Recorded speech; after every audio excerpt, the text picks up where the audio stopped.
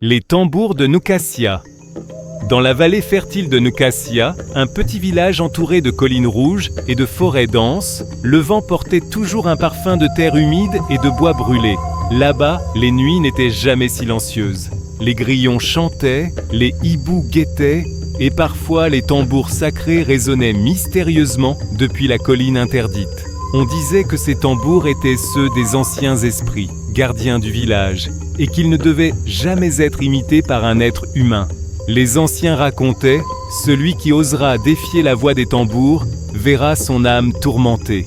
Au cœur du village vivait Amara, une veuve courageuse qui élevait seule son fils Seydou, un adolescent vif et curieux. Amara aimait son fils plus que tout, et son unique souhait était qu'il devienne un homme honorable, respectueux des traditions. Mais Seydou, fasciné par les mystères interdits, avait une soif de comprendre ce que les autres craignaient. Un soir, alors que la lune ronde baignait le village d'une lumière argentée, les tambours de la colline résonnèrent. Seydou, incapable de résister à l'appel, suivit le son en secret. Il grimpa la pente, ses pieds s'enfonçant dans la poussière rouge, et finit par atteindre un cercle de pierres anciennes. Au centre, un immense baobab sacré étendait ses branches comme des bras protecteurs. Là, devant lui, les tambours battaient cité seuls, sans aucune main humaine. Émerveillé, Seydou tendit la main et osa frapper l'un d'eux. Aussitôt, le son se transforma en un écho profond qui sembla traverser sa poitrine. Le vent se leva, les feuilles du baobab bruissèrent et une silhouette translucide apparut. C'était l'esprit de son grand-père qu'il n'avait jamais connu. L'esprit parla d'une voix grave. « Seydou, pourquoi troubler le repos des anciens ?»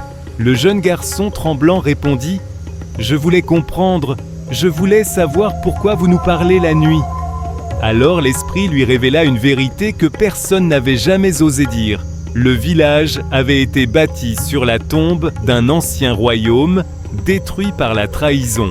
Les tambours n'étaient pas des avertissements, mais des prières de protection pour que l'histoire ne se répète pas. Seydou apprit aussi un secret encore plus douloureux. Son propre père, disparu mystérieusement avant sa naissance, n'était pas mort comme on le croyait. Il avait trahi les traditions et voulu s'emparer des tambours pour son pouvoir personnel. Les esprits l'avaient donc condamné à errer, invisible, entre les mondes.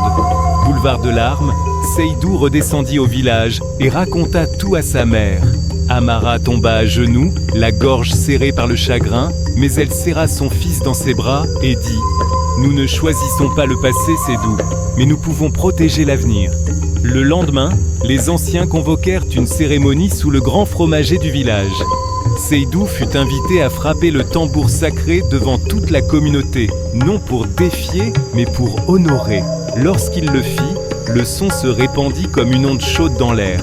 Les visages des anciens s'illuminèrent, et beaucoup jurèrent avoir aperçu juste un instant une silhouette masculine s'incliner avant de disparaître dans la brise. Le père de Seydou, enfin libéré de son errance. Morale de l'histoire. Les traditions ne sont pas des chaînes, mais des ponts entre les vivants et les ancêtres. La curiosité est une force quand elle s'accompagne de respect. Et parfois, c'est en affrontant les vérités douloureuses du passé que l'on ouvre la voie à un avenir apaisé.